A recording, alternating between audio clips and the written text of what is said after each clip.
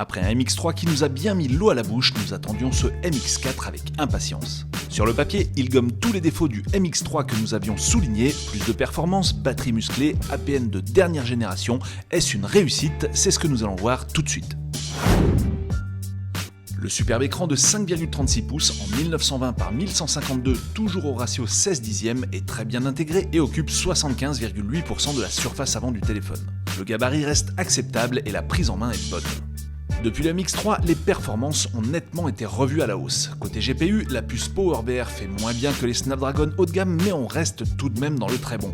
Les jeux les plus gourmands du Play Store s'exécuteront sans sourciller sur ce téléphone. Pour ce qui est du CPU, lorsque les Weakers s'activent simultanément, le MX4 obtient d'excellents scores de benchmark. Sur le plan audio, le DAC Volson a disparu, mais la sortie casque reste toujours bien puissante et les haut-parleurs ne passent pas inaperçus lorsqu'on règle le volume sur sa puissance maximale. Un mot au sujet du design et de la finition, dans l'ensemble Meizu a fait un excellent travail. Seul petit bémol, le joint de colle autour de l'écran n'est pas très soigné, mais Meizu indique qu'il s'agit d'une protection permettant de limiter la casse de l'écran en cas de chute.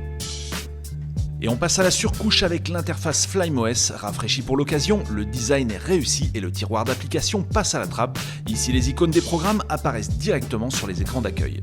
On aime aussi le moteur de recherche, accessible lorsqu'on effectue un mouvement glissé du bas vers le haut, les 3 modes d'économie d'énergie et la reconnaissance de gestuelle qui permet par exemple de démarrer rapidement le téléphone toujours en effectuant un mouvement de haut en bas ou d'allumer l'écran en effectuant un double tap sur ce dernier.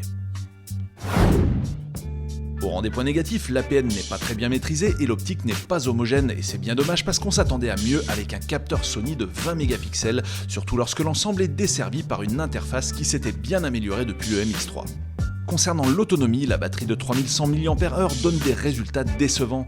On gagne une petite heure par rapport au MX3 mais c'est moins bien que le OnePlus One avec la même batterie. Et si vous vous demandez où passent ces watts, vous aurez un début de réponse en constatant la chauffe importante du téléphone en mode performance.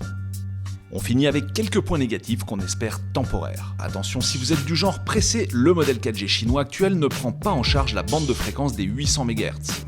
On regrette aussi certaines parties de l'interface en chinois ou en anglais, et ce malgré le choix de la langue française. Autre souci, l'application météo ne détecte pas les villes de l'Hexagone. En conclusion, ce Meizu MX4 est une mise à jour intéressante du MX3 puisqu'il corrige la plupart des lacunes de son prédécesseur. Plus de performance, un meilleur appareil photo, une autonomie accrue, de la 4G, un écran toujours aussi bon, pourtant malgré ses qualités, on manque un petit peu d'enthousiasme. Ces évolutions sont bien présentes mais elles ne sont pas franches et lorsqu'elles le sont, ça ne se fait pas sans douleur.